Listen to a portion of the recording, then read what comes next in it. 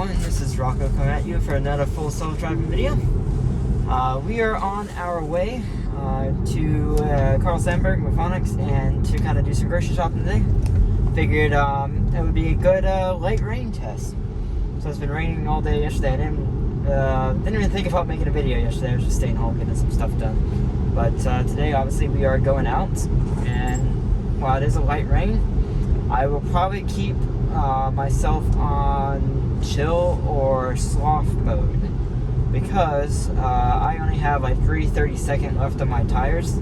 They're still my winter tires here in the summertime, so I'm trying to wear them out to just get the full use out of them, and so I can get a full replacement because they're not any good for snow anymore. They're a little bit too worn to. Yeah, just figure I'd just wear them out. That being said, we'll see how it does getting onto the highway here. Actually, I'm going to go ahead and put it into chill mode and see if by chance it will merge onto the highway more chill.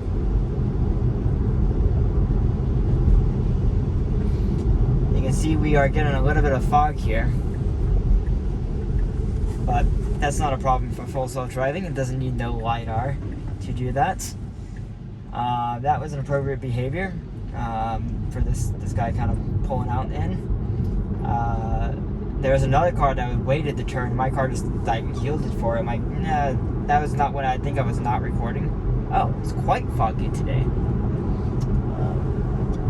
Actually, I would argue that this type of fog. Ooh, what's this truck doing? Guy should be merging faster than that if he's gonna pull out in front of a semi truck. Also, my car needs to turn its blinker on sooner. It's done this before on this version, and that's, to me, is a slight regression. Also, yeah, it shouldn't be getting over in chill mode when cars are trying to pass or behind a truck. It should, at chill mode, this should stay behind this truck, and that's what I want because the roads are just damp, and I don't have any fear of hydroplaning on this type of road. I'm just being extra safe today. So you can also see a difference on how does chill mode respond versus how does standard mode versus hurry mode respond. So there's a chance I will be making a long road trip up to Canada at the end of this month. And I've done that trip twice before. I've done that. Actually, no, I have done it twice. Yeah, just not the same route. I've done half of it twice, and then I went a different route the last time. That being said, the goal is to see how does version 14 Lite improve over 12.6.4. I expect it to be quite good. Now, there's a guy, Colby, I don't know his last name, but he's on X, doing a cross-country drive from, I think, Miami, Florida, up to somewhere in Alaska. And so far, apparently, he's done 0 disengagements, which when I read this, I was like, nah, there's no way. Disengagements might be possible, interventions, not a chance. Because the way it parks and everything else, I'm like, yeah, you're not getting 0 interventions, not a chance. Like, not a chance with like the way the car's driving and everything else, not a chance. I've got multiple necessary disengagements and interventions. So I just don't see how that's possible on a cross-country trip on this version. Maybe. We'll find out. I'm going to do my own cross-country trip up from here to Canada, I believe.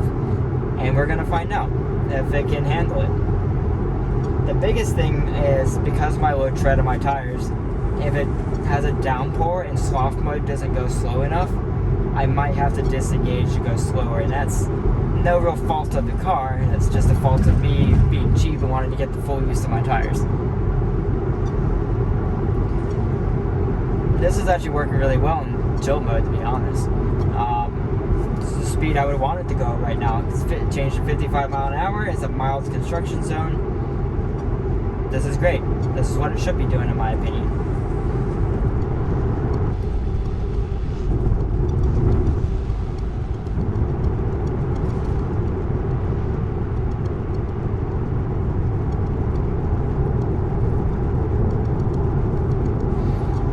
Okay, so the one thing about chill mode that's a little bit annoying is I feel like this sloth mode should be doing this, not chill mode. Chill mode should be going right at the speed limit, in my opinion. Standard should be going just above the speed limit.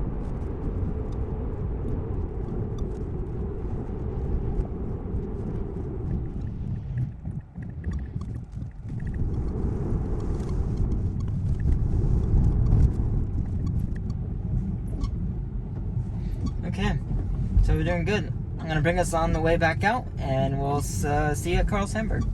Okay, everyone, we are headed out to Carl Sandburg. As you can tell, it is drier now. No longer raining. The sky's clearing up, so this is great. I have a feeling, though, at the stop sign you've seen the last couple videos of this, we are indeed going to have a disengagement.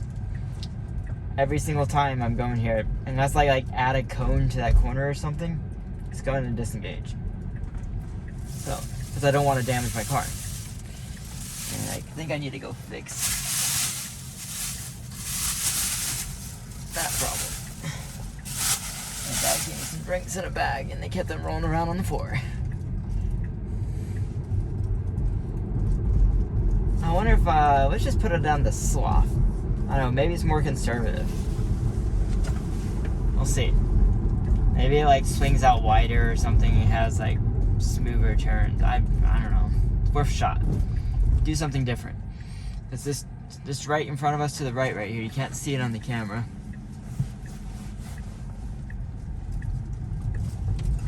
Okay, see it? You probably can't tell from the video.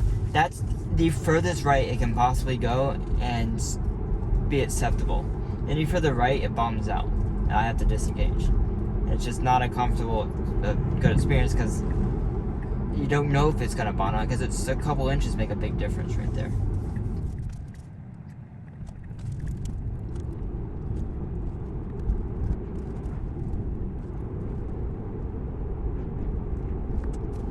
Okay, so yeah, sloth mode is too slow for me. So we're going to go back up to standard mode.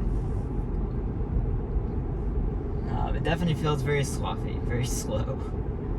I'm a fan of going about 5 over in this spot. This feels about right.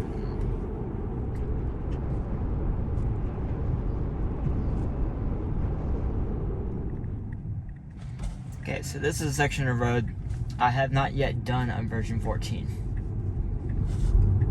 So we're basically going to see how it handles. It's only this section here. Not anything too crazy, but nonetheless, I haven't tried it on version 14 yet. Up here where that semi-truck is turning, if we had come just a little bit earlier, that would have been a good test because I wouldn't have been able to make that turn with the semi-truck coming. However, past versions have cut this corner too sharp.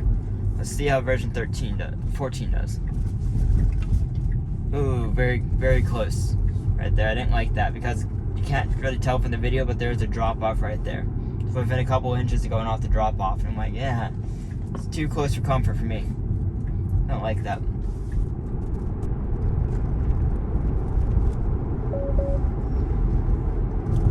Wasn't looking that long, was I? I don't know. Can't see my head in the video, I don't think. Must be, it's still 10 seconds to look away as well as 10 seconds looking at the screen.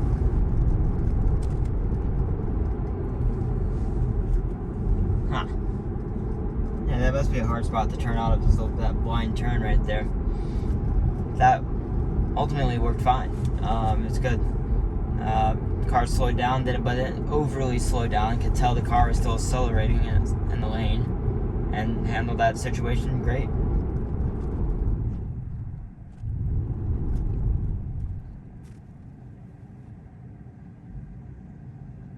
Okay, car. I don't know if I couldn't quite tell if my car started like releasing the brake before that car released the brake. I think like they did it simultaneously. So I don't know if it did it so quickly that it looked like it was simultaneous, or if it just happened to do it beforehand.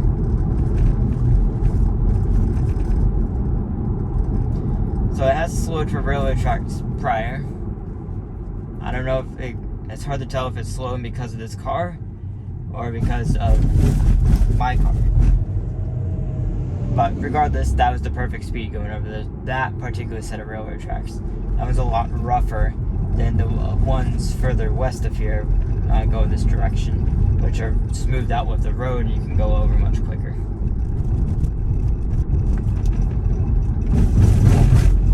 Okay, as you saw, it just went into a bunch of potholes right there, which I didn't really see until the last second either. I probably wouldn't have disengaged for him. But you can see how this person's going around all of these potholes.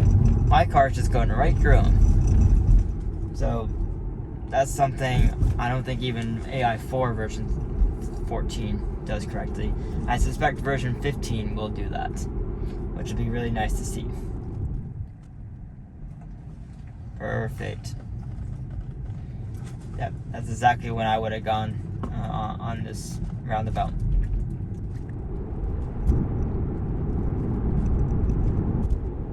Okay, I don't know what was going on right there. I don't know if you saw the wheel jerking back and forth, but that was a lot of hesitancy for apparently no reason. I'm gonna have to review and see if there's anything on the screen maybe, I'm not sure, but that was something I never saw in 12.6.4, is that type of hesitancy on what appeared to be a clear open road.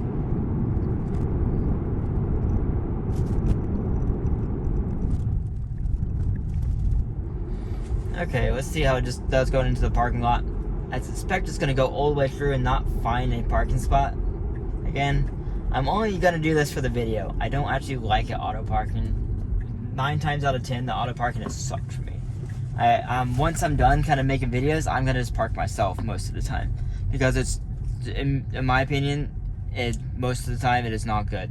Maybe for superchargers it would be good. Okay, I changed my mind. Okay, this time perfect. I might have parked on the other side to be away from the cars, but these parking spots are so wide here. That's fine. And yeah, that was one of the best park jobs I've seen.